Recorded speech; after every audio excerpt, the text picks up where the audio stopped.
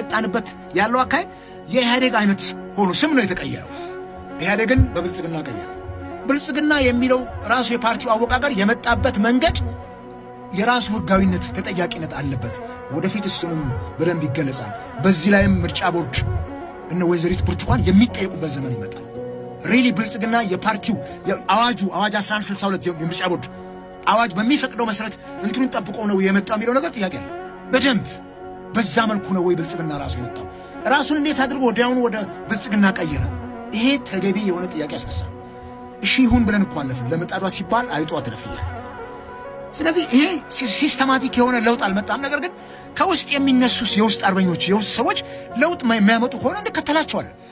ያን እዛ ውስጥ ያዩት ህጸጽና አንከን ተመልሶ የማይመጣ ከሆነ የግድ እነኚህ ሰዎች ይመራሉ ብለን ተስፋ እናደርጋለን። መቼም ሰው ልብን መርምሮ የሚያውቀው እግዚአብሔር እንጂ ሰው አይደለም። የከብት አመል በአመቱ በዕለቱ የሰው አመል በአመቱ ይባላል። ከብት በዕለቱ ነው አመሉ የሚታወቀው። የሰው ግን ቆይቶ ነው አመታት። ባልተቀየረ ህገ መንግስት ባልተሻሻለ የአገሪቱ ችግር ህገ መንግስቱ ነው፣ የችግራችን ምንጭ ህገ መንግስቱ ነው እያል የምንጮህ አካላት አለ። ኖ ህገ መንግስቱ አይነኬ አድርገው ደግሞ የሚሰሩ አካላት አሉ። እነኛ አካላት ከዘውግ ጋር ከማንነት ፖለቲካ ጋር የተንጠላጠሉ አካላት ህገ መንግስቱ ለነሱ አካሄድ ስለተመቻቸው ለነሱ ቤታለም ስለተመቻቸው እንዲነካ ይፈልጉ። ከህዋት ጅ ኖ ይሄ ሀገር ያፈርሳል፣ ይሄ ህገ መንግስት ያለያየናል፣ ኢትዮጵያዊነትን ጥላሸት ይቀባል፣ ኢትዮጵያዊነትን ያፈርሳል የምንል አካላት ደግሞ ይሄ ነገር ይስታገሽ የሚሻሻሉ በርካታ ነገሮች አሉ። የፋርስና የሜዶን ህግ አይደለም ህገ መንግስቱ፣ ወይም መጽሐፍ ቅዱስና ቅዱስ ቁርአን አይደለም። በሰው ነው ስራው መሻሻል አለበት። ይሄው ለሶስት አስርት ዓመታት ህገ መንግስቱን አንድ እንኳን እንትን ማሻሻል አልቻለም። ጠቅላይ ሚኒስትር አብይ አህመድ እንደመጡ ተቃዋሚ ፓርቲዎችን ሰብስበው ነበር። ጠቅላይ ሚኒስትር እዛ ተገኝቻለሁ። በዛን ሰዓት ያነሱት ነገር ህገ መንግስቱን የሚያሻሻል አካል ተብሎ ነፍሳቸውን ይማርና ፕሮፌሰር በየነ ጴጥሮስን እዛው ነው አሳን ያደረባቸው።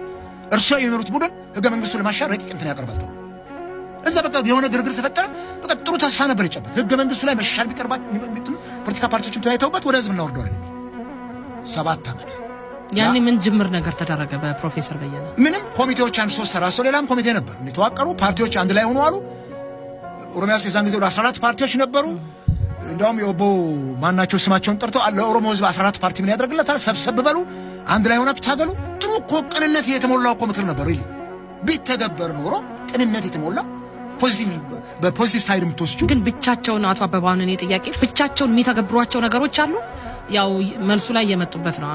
የፓርቲዎችን መሰባሰብ፣ የህገ መንግስት ማሻሻል፣ በሰንደቅ ዓላማ ጉዳይ መግባባት ያልነበረባቸው የማንነት ጥያቄዎች በጣም እጅጉን ተበራክተው የወጡበት እንግዲህ የዲሞክራሲ ስርዓት ከነበረው በተሻለ መልኩ ይሰፍናል ተብሎ ስለነበረ ይሄ የፓርቲዎች ተስፋፍቶ የመምጣት የመድብለ ፓርቲ ስርዓቱን በደንብ አጠናክሮ የማስወጣት ነገር ጅምር ነገሮች ነበሩ። እንደውም ተፎካካሪ ፓርቲዎች ከጠቅላይ አመራሮች እርሶ ቀደም ብሎ ሲገልጿቸው የነበሩት በሽብር ተግባር በሀገሪቷ የተከሰሱ የሞት ፍርድ የተፈረደባቸው ሁሉ በኢትዮጵያ የፖለቲካ ስርዓት ውስጥ ታቅፈው እንዲንቀሳቀሱ አስቻይ ነገሮች የተመቻቹበት ነበር። እነዚህ ነገሮችን ግን ብቻቸውን ማስቀጠል ይችሉ ነበር። ወደ ኋላ ያለ አካል እሳቸው ብቻ ናቸው ተብሎ መጠቀስ ይችላል። ልክ ነው፣ ሀገር መሪዋን ትመስላለች። መሪነት ግን ይሄ ባለው በኢትዮጵያ እንግዲህ የፌደራል አወቃቀር አይደል? በተለያየ መልኩ እኮ ክልሎች እርስ በርስ ሰጣ ገባው ሲገቡ ያየንበት ወቅትም ነበር። በዚህ በ7 ዓመት ስድድብ የሚመስሉ ቃላት ሲለዋወጡ የነበሩበት፣ የሚተቻቹ እርስ በርስ ትከሻ ለትከሻ የሚገፋፉ ከፌደራል መንግስቱ በላይ ጡንቻቸውን ለማፈርጠም የሚጥሩ ክልሎች እንግዲህ ትግራይ ክልልንም በአንድ መልኩ ማንሳት እንችላለን የነበሩበት ነውና ብቻቸውን ሊወጧቸው የሚችሏቸው ነገሮች ነበሩ ወይ? እሱ ላይ በደንብ እንድናነሳው ነው። እንግዲህ አንድ መሪ ስልጣን ላይ ሲመጣ የራሱን ካቢኔም ይመርጣል እኮ አይደል? እሳቸው ለሚከተሉት ኢትዮጵያን ለሚያስቀጥል ኢትዮጵያን ወደ ከፍታ ማማ ላይ የሚያወጣ ሐሳባቸው ምቹ የሚሆኑ ከጎናቸው የሚቆሙ አጋር የሆኑ እንትኖችን መምረጥ የእሳቸው ኃላፊነት ነው። ካቢኔያቸውን እሳቸው ናቸው የሚያወቁት፣ ሹመትም እሳቸው ናቸው። እንዲያውም ያኔ በዘመነ ኢህአዴግ የነበረው አይነት አይደለም። እሳቸው እኮ ልክ አንድ ፕሬዚደንሻል የሆነ እኮ ፓርላሜንታዊ አይመስልም። የኛ አገር በእሳቸው ዘመን ፕሬዚደንታዊ ነው ይመስላል። እሳቸው ናቸው የፈለጉ ሰዓት ይሾማሉ፣ ይሽራሉ። የእሳቸው ኃላፊነት ነው። ጡንቻ እንዲያፈረጡ ያደረጓቸው እሳቸው ናቸው። የሚሾሟቸው ሰዎች ለህዝብ ያላቸው ወገንተኝነት ምን ይመስላል የሚለው ነው። ከዛ ውጪ የማስተካከያ እርምጃ መውሰድ ነው። እነሱ ከእሳቸው ሀሳብ እሳቸው ካነገቡት ቅን ሀሳብ የሚያፈነግጡ ከሆነ ምንድነው ችግሩ ብሎ ገምግመው ካቢኔያቸውን ማንሳት ነው።